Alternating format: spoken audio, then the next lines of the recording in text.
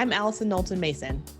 I'm Stanley Bradley, and we're friends turned family, getting together to tell stories, laugh, observe, and think. This is the family meeting.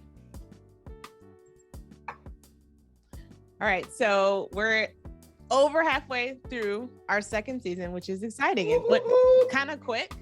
And we have our first male guest today, which is, I don't know. Milestone. We're not doing the best in terms of the equity there, but we're doing the best we can. So we're excited to have Jomal with us today. So Jomal, just kick us off. Like, how do you know us and what are you up to these days? Sure. What's up, guys? I'm Jomal, as you said. I know you all. I know Stan from Morehouse. So we were freshmen together, then eventually roommates together, then life situations and all this other stuff. People grow up, get old. That's right. I was just thinking about that. Like, hey, Jomal. So this is the story. Jamal's birthday is July 14th, and we both took French. So every time on July 14th, I always think that. Then I also think about French and all other stories. Bastille Day, exactly. But then I was thinking about the fact that you have been married for over 15 years? Yep, 16. Wow. I was like, I don't know. I think you might have posted some anniversary pictures.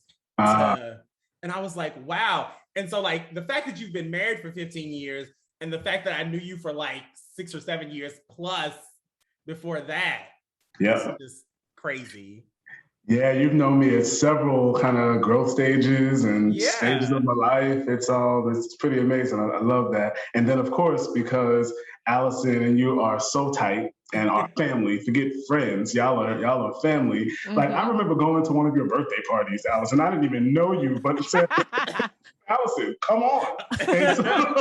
So I've known you forever as well. Obviously not as intimately as Stan. Stanley, reading your daggone Zoom window as Stan, who we call Stan the man in our circle. But yeah, that's how I know you guys and love the friendship that you all have. Like I said, it's family. Y'all bond is tight. And so that's how we know each other. And then what I'm up to right now is really an interesting kind of process and journey for me. So I just launched a nonprofit in Atlanta last year, Strive Atlanta, which is a national organization. Strive is headquartered in New York. We're in about 10 different cities up and down the East Coast, and they wanted to expand into Atlanta. And so they courted me for almost about a year. They really started from a thought leadership lens. What do you think? What do you think the community would resonate with? Would it work? And then it shifted into, so you need to be leading this. Let's make it happen. I was not on the market. I wasn't looking for a job, but I'm connected. I've worked in the nonprofit space for almost 20 years. And, the ROI for me, fulfillment is making a difference for who we serve. My focus and footprint is on Black and Brown, right? Before all things, America is focused on Black and Brown. That's what I've done for the last 20 years. So we launched last year, just before the pandemic. So trust me, I have been hazed as the executive director, founding a new nonprofit, engaging philanthropy, engaging the city, but we're doing well. So that's really what takes up my everyday, all day. I wake up thinking how to move the needle, how to shift opportunity for Black and Brown folks towards economic mobility.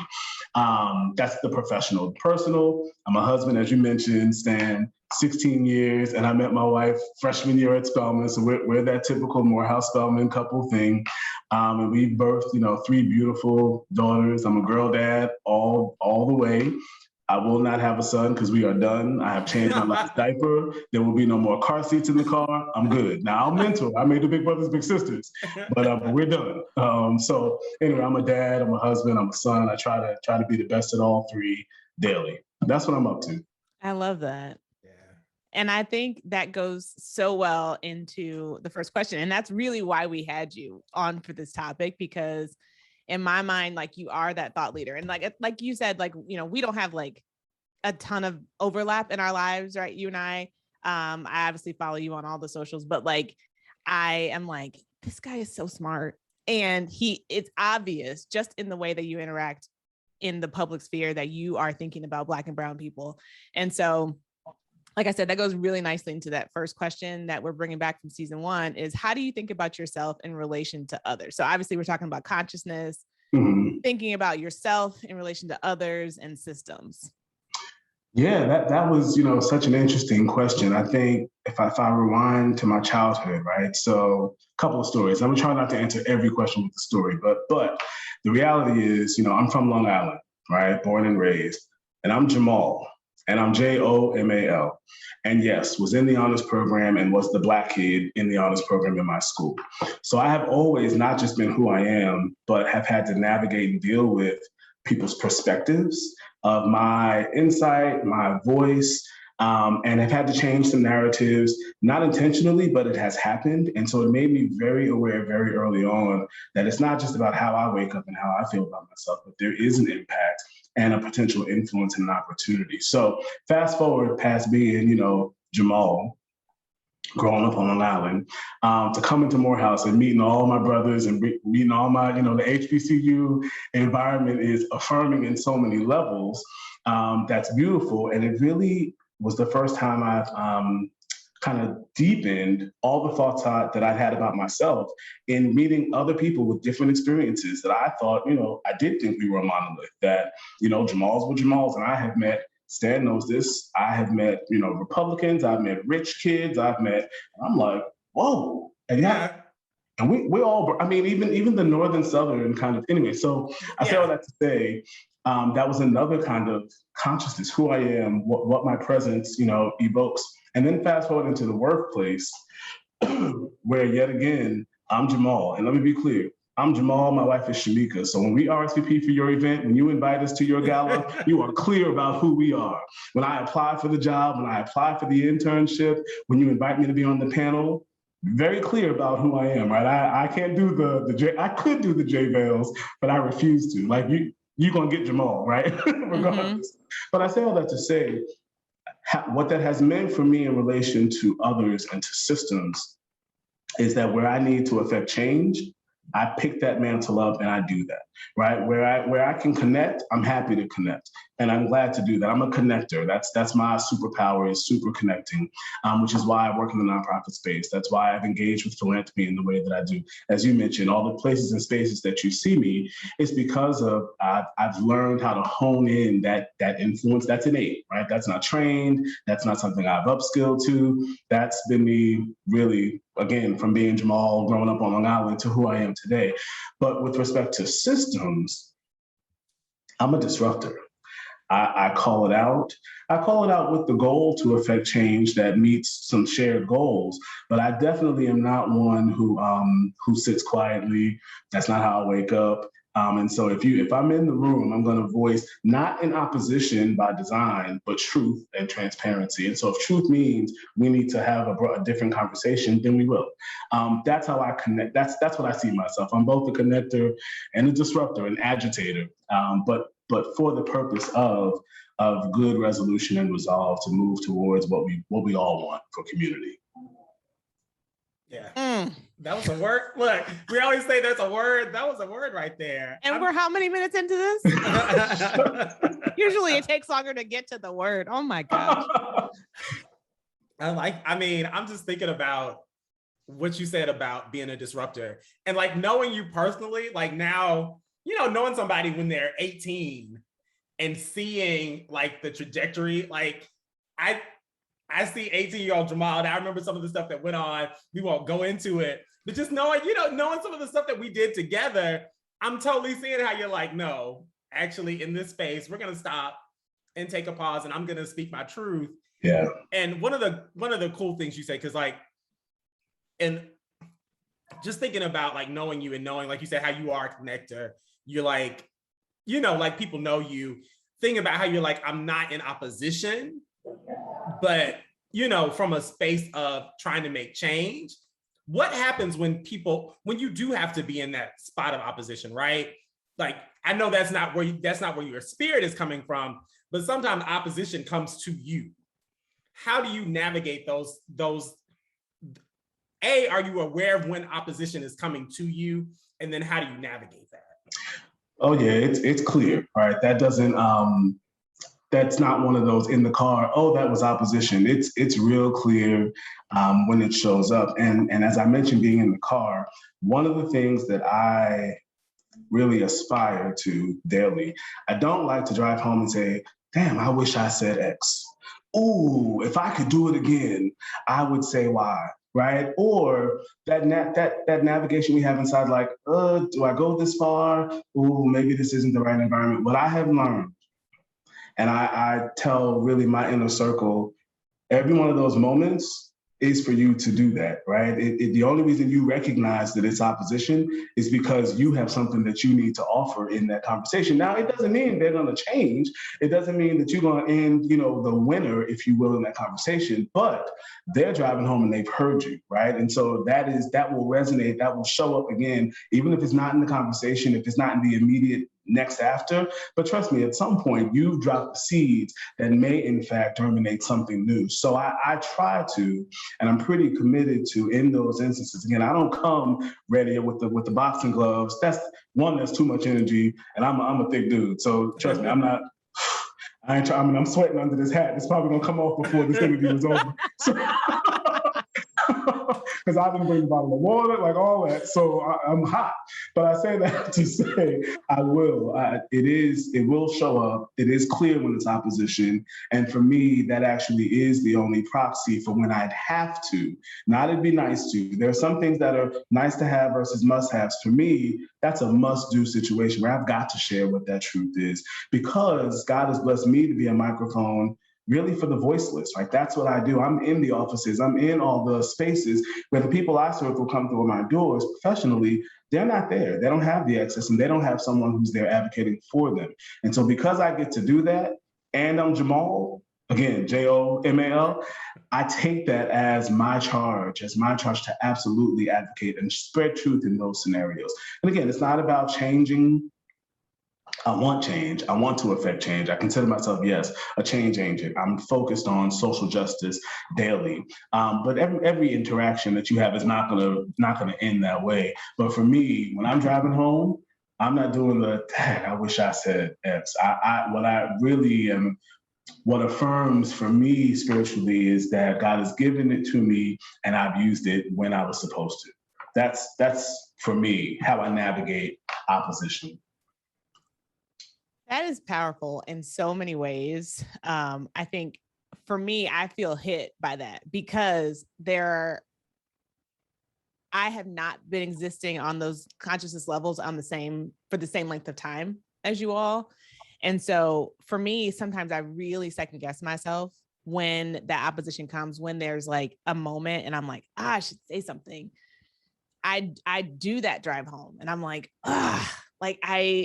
is that what it's about or is it something else? And so that really speaks to me really powerfully that like, if you observe it, it is yours to do something with. And so that I would like to thank you for that as a like call in for myself to like not run from those moments. And that goes really nicely into the next question too, of like, what are those levels of consciousness that you exist at? Like, I think, we're obviously talking about race, right? Like that's one level for sure.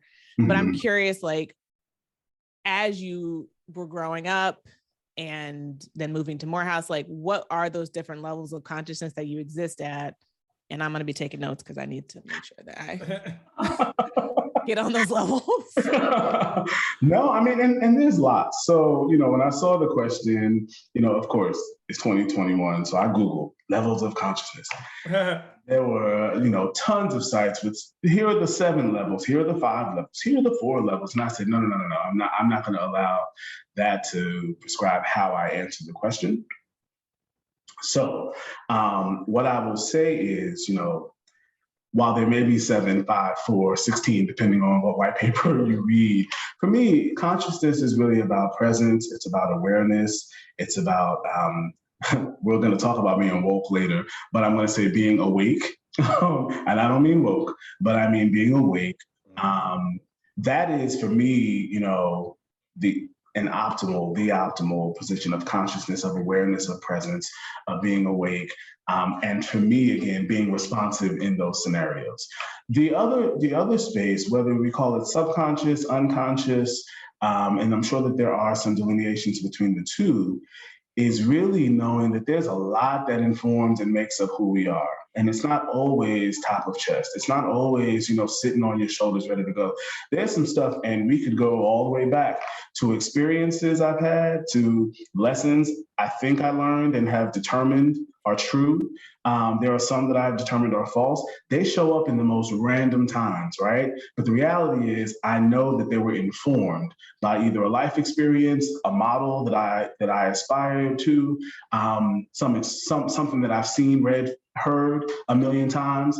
And what has become work for me is not discounting the subconscious, right? Because I don't want to, it's not that I'm blocking it from showing up, because again, it bubbles up. You can't tell it when to bubble up or not to bubble up.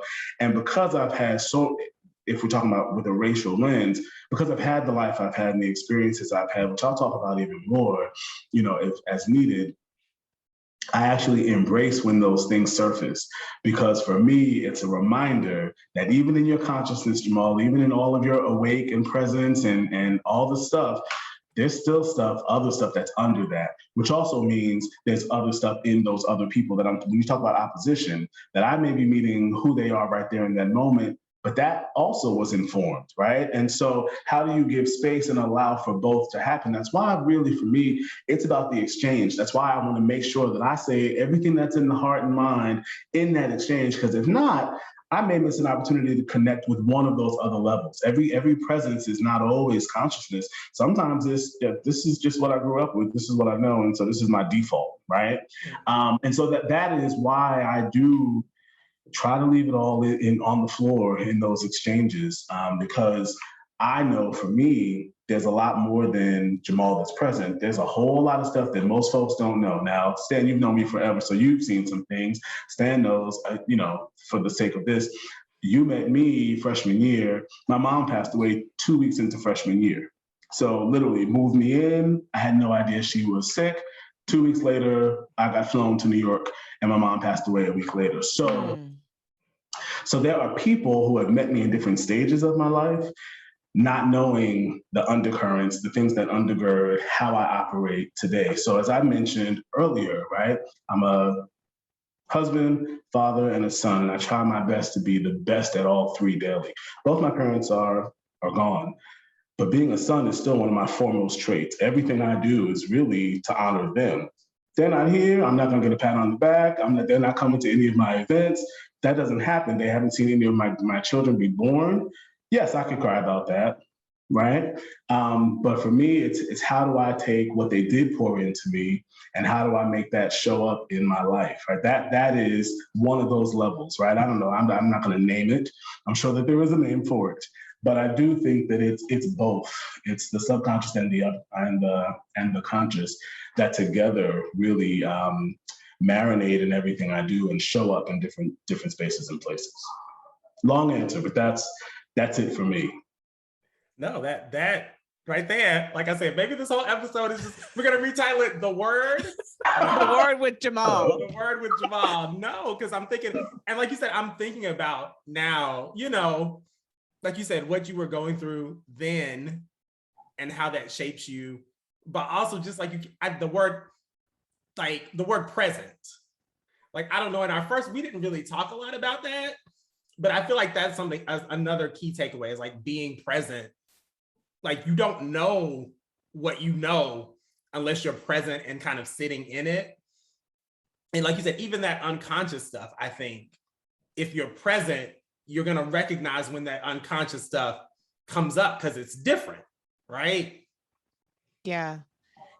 And the other thing that really stuck with me, and I want to follow up on, is this idea of being aware of the experiences and subconscious of the other person that you're interacting with, especially, when you're in conflict or there's some opposition.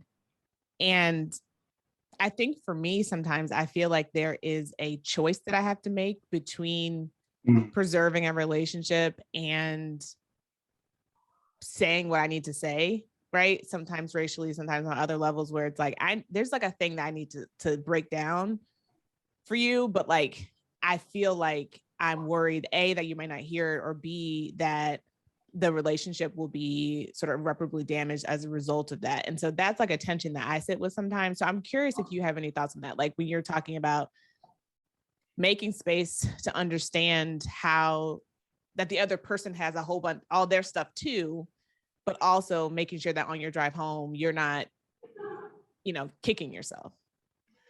Yeah. So it's really funny. I actually do that more than I realize, because I sit in the seat of, philanthropy, right? And I will tell you, without calling people out, I have a lot of donors and have developed relationships with them who, in their current life and presence, you would not expect us to have connected. But the reason we connect is really because of where they came from, the perspective they had that quietly they had but couldn't say because of their family, because of their profession, because of their, their persona. And so I create a space where, one, I'm going to call out the truth that I know, whether or not you live in that seat daily, but that it does inform why you care or why you want to support, right? You don't want to get engaged and involved and publicly connect, right? But privately will support. I say all that to say, in the notion of philanthropy, my life really has been being a conduit between people's values and mission, right? And so it's a lot of things people want to support, but they don't.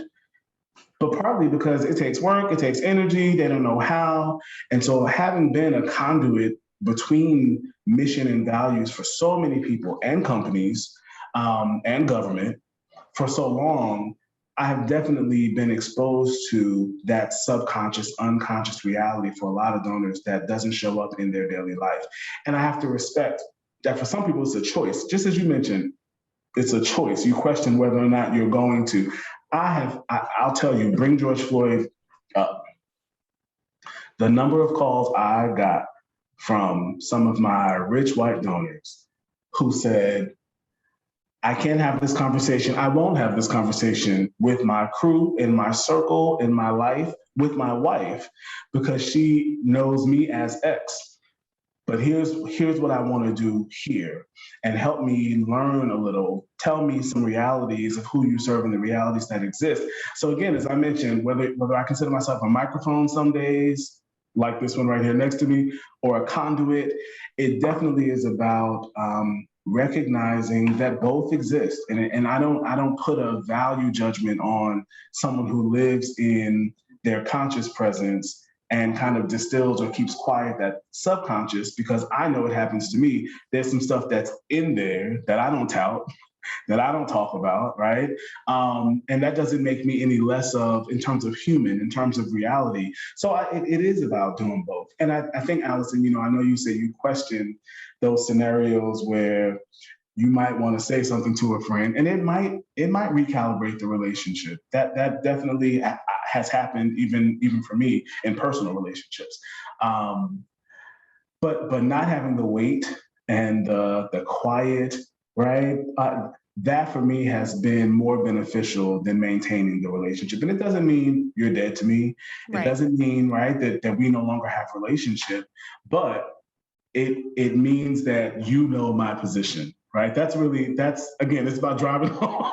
It's about driving. I'm still coming to your birthday party. I'm still gonna celebrate your successes, but I need you to know this is this thing that I have to share. That for me has just become just a way that I operate, and I encourage people. There's a freedom that comes with it that I just find really beneficial.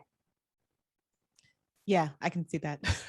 I think that the thing that I'm going to take away from this is this idea of recalibrating a relationship, because I sometimes think of it as we are what we are, or we're nothing. And there is another way to think about that, like recalibrating it to, like, something has happened that has created a juncture, and now we may be on a different path than we were on. That doesn't mean that we're off a path together, or that there's no community at all, just that we are gonna be different after this, and that can be okay too. Yeah, it's like that concept of like seasonality, right? Yeah, that people have seasons and relationships have seasons, and sometimes that transition is smooth, and sometimes it's like, oh, this is where your season ends. Yeah. Or yeah. So this next question, I feel like I don't even feel like I want to ask it anymore because of what you said has been so meaningful so far, is that this idea of like turning on or off your consciousness to engage with different people, places, and things. And I feel like, you know, you're talking about how like smoothly it's integrated into just like every move you make. So feel free to opt out of this question if you want to, but I'm curious on this. Let me tell you, it's so funny you say that because that is true for the lion's share. Yes, I am Jomal in any room, any audience, any place in space. But you know where I have practiced turning on and off is really in parenting my teenager. Really? Oh my gosh, yeah, because I can't engage with her every time as dad, right? There are times when I really just need to listen and not offer all my thoughts, advice, guidance, direction. Sometimes she just needs to voice what's going on, right? Without dad, right? Now, when she comes to me for dad, yes, that is who and how I am. And I'm a storyteller, you know, I'm a griot. She calls me, she's like, Dad, you've got a story for every situation, right? And I do, this is what I do, like I get it. But there are some times when her scenario, her situation, as crazy as it is to me, right? This is 15-year-old with social media and all the stuff.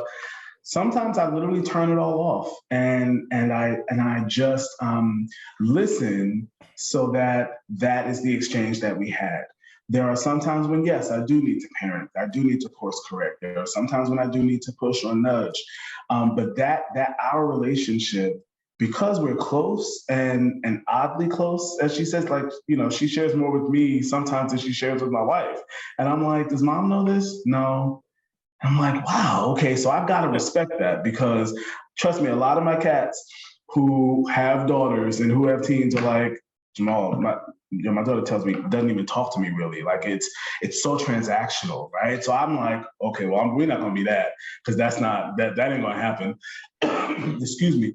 So I do have to sometimes turn off or maybe turn down how I engage with her so that we have multiple relationships, multiple levels of relationship, where some are, yes, parenting, but others sometimes are connections. Sometimes, you know, I'll listen to her Billie Eilish phase. Yeah, oh, yeah, yeah. I mean, I literally took her to her concert. I could care less about, I mean, I was sitting there. One, I think I saw 3 brothers at this entire concert, right? But that's connection on another level. I don't care. Anyway, I say all that to say, I'm learning new levels, you know, even for myself and things that I tout as important. I'm gonna use the word recalibrate because that is what I wind up doing. Just as she evolves, we are evolving together, and so I can't always show up present, awake, ready. You know, that sometimes it's learning for me too. That's the place and space where I'd say I do that most is in my relationship with my team. Yeah, I think that it's interesting to think of like not turning it off, but turning it down. That like it's there and you're still awake to your conscious levels, but for the sake of relationship, for the sake of family, for the sake of, you know, even keeping a relationship at the same calibration, you're like, okay, actually it's important right now that we stay at the same calibration. So let me not say everything I need to say, or I could think to say. It's important. I'm curious, like, when did you first make that? Like, has it just been like since she's been a teenager, or is it because you guys were like so close? And I can't believe you have 50-year-old daughter. That's a whole nother. But like, was it like, do you think is it different with your other girls? Do you think it will be different with them just because you and your eldest, you guys have a special relationship? Yeah, so it's funny you say that.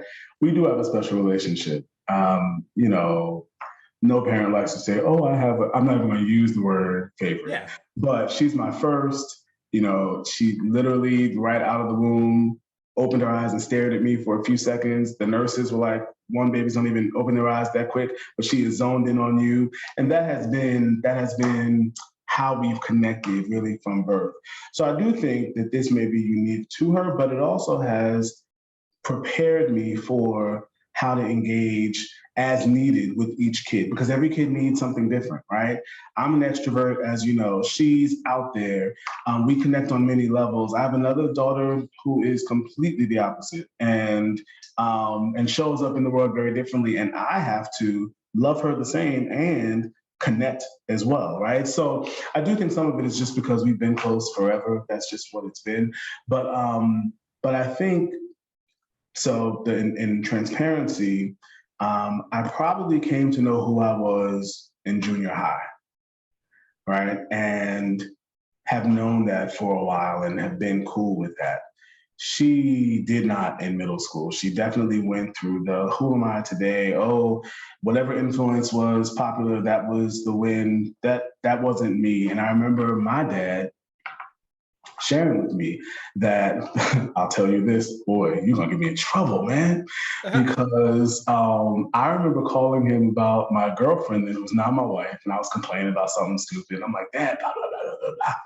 And he was like, yeah, son. He was like, everybody doesn't know who they are as early as you did in life. Some people it's college. Some people is when they get married. Some people it's after they have a kid. And so you can't write her off because she is not, you know what I mean? And I remember being like, whoa, it was, I mean, I'm not finding this conversation, but my dad, I don't know if you know this, Dan. So my father told me that my wife was his daughter-in-law before we even were really together. Before I hadn't even thought about marriage. I feel like I might have known that. Yeah, and so he's like, I know you don't know this, but that's my daughter-in-law. I'm like, what?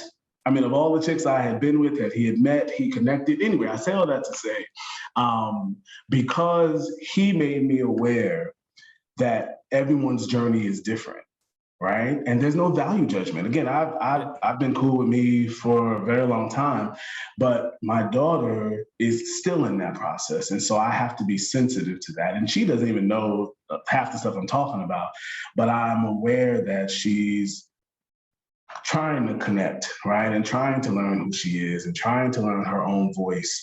That is something that was much more innate to me younger. And so because I'm aware of that, only because of my pops, because he shut me down. I thought he was on cosign. I complained about my girl at the time. And he was like, nah, son, no. Yeah, no, he totally shut me down, which I did not expect.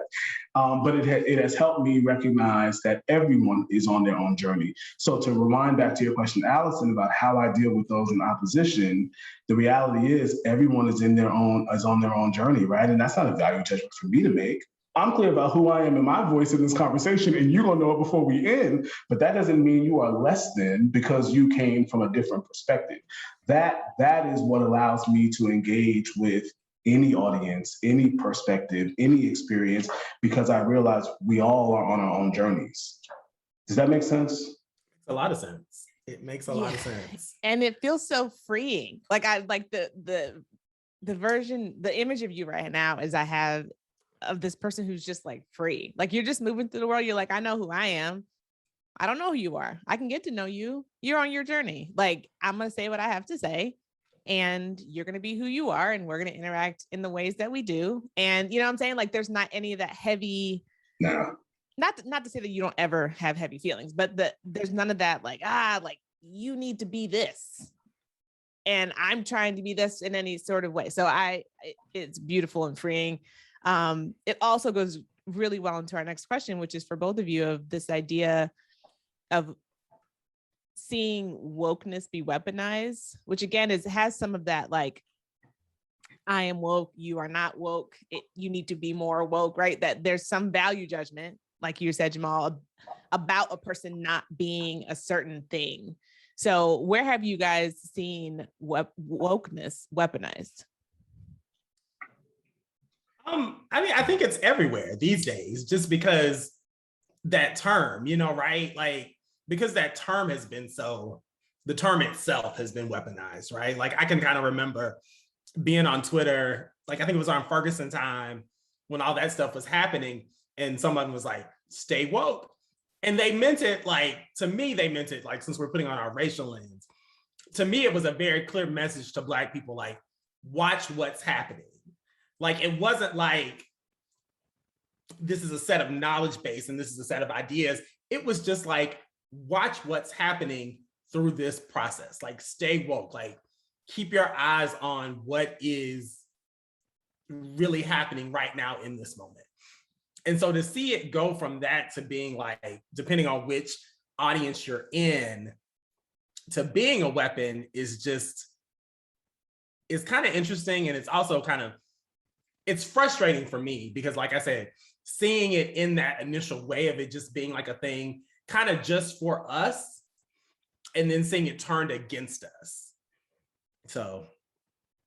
No, I agree. And I think for me, the challenge with all things woke is it's essentially created another division, right, within the Black community, right? So as if we don't already have enough to deal with, now we have yet another, are you woke or are you not? And then by what definition, right? And what influence do you have by what level of woke you are?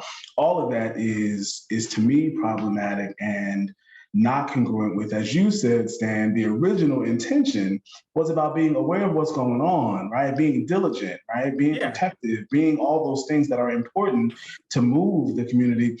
Now, I mean, we're talking about, whether we're talking about artists, we're talking about music,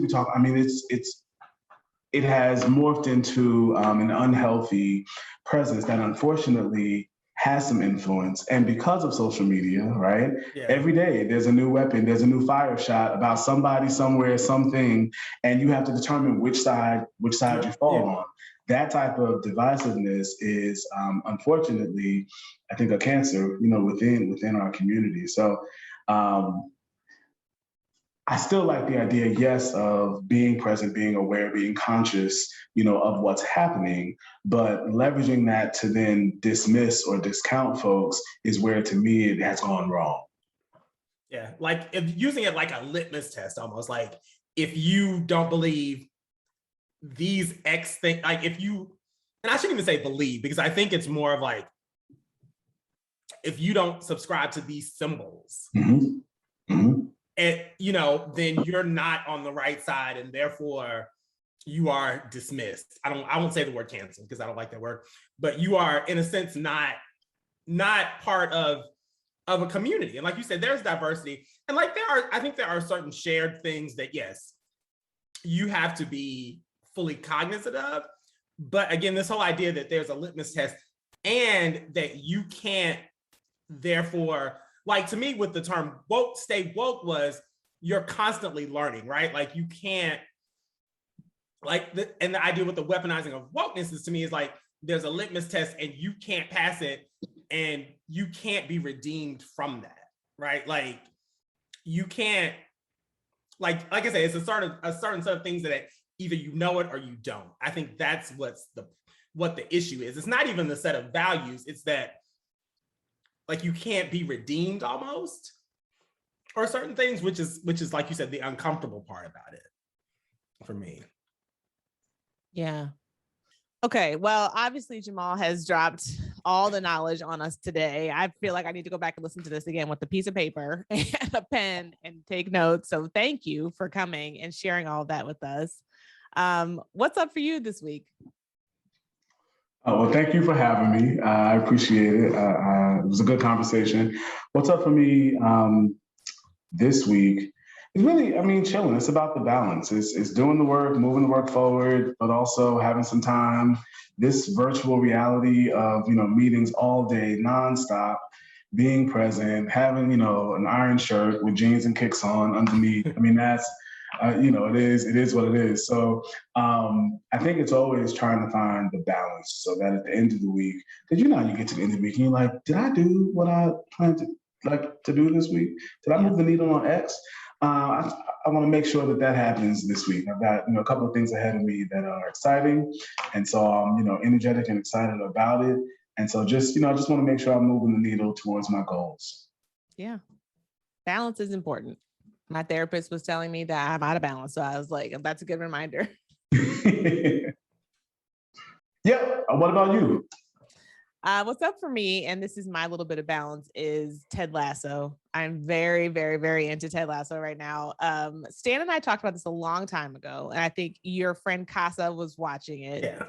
Yes. Did I say her name right? Casa. I'm so sorry. It's Casa. She was watching it, and I think you told me you weren't that into it. So I was like, Stan doesn't really like it, so it's fine. Got into it, love it.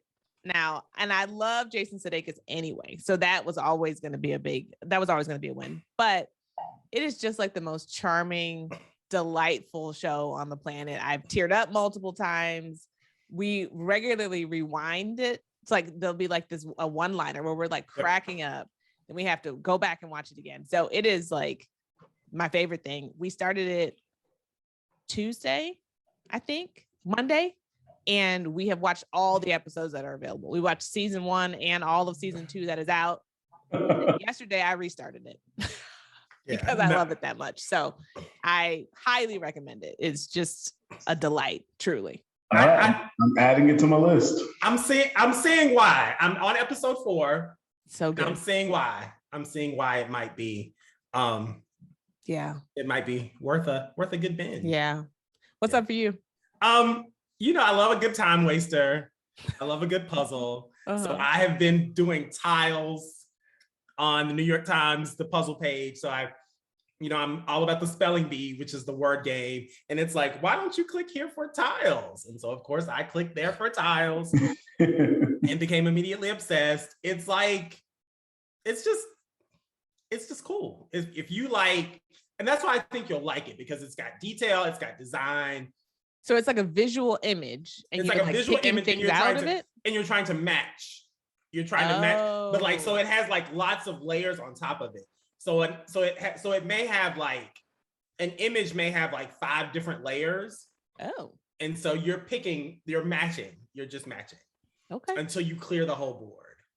That does sound fun. Yeah, and like I said, because it's detailed, I think you would really like it. All right, I'll report back. Yeah. Titles. That's what's up. So, Mr. Jomal, can you tell us how folks can get in contact with you? Let us know how we can help with your nonprofit, with Strive, correct? Yeah, Strive ATL, Strive Atlanta. So you can connect with me on Instagram. I'm Arnold_Drummond. And give us the background of that name, please. Yes. Okay, so my sister nicknamed me Arnold Drummond when I was a kid for 2 reasons. One, I was small but had a big belly, like Arnold Drummond. I don't know if that's number 1 and this is number 2, or if it's vice versa, but that was the case. And then, much like Arnold, I was sarcastic, and I had one of those mouths and would talk to adults any kind of way. And so she always called me Arnold, because she's like, I don't know if they made this character after you or if you're trying to be him, but y'all are one. So yes, I was one of those kids, one of those precocious kids, and talked the way I talked. So that's where Arnold came from. And so when I made my Instagram, she literally calls me Arnold. Like, she has not said Jomal, I feel like, since like 2nd grade. I can't even remember her calling me anything other than Arnold. And so when people meet her, they're like, is your middle name Arnold? Like, why does she call you Arnold? I have to then explain the whole story. So that's where Arnold Drummond came from. Arnold_Drummond on Instagram. And then if you're interested in connecting with Strive, if you're interested in, moving the needle towards economic opportunity for Black and brown folks in Atlanta through job training, job placement, by all means, follow us as well. We are Strive ATL on Instagram as well as Facebook, or you can go to strive.org/Atlanta. So we'd love to connect, have a conversation, and see how you can get engaged. Amazing. Well, thank you so much again for joining us. This has been an incredibly dope conversation, and we're honored that you joined us. Yay. I'm honored by the invitation. I really appreciate it. We had a good talk. Yes, definitely. All right, y'all. Talk to you later. Take care. Bye.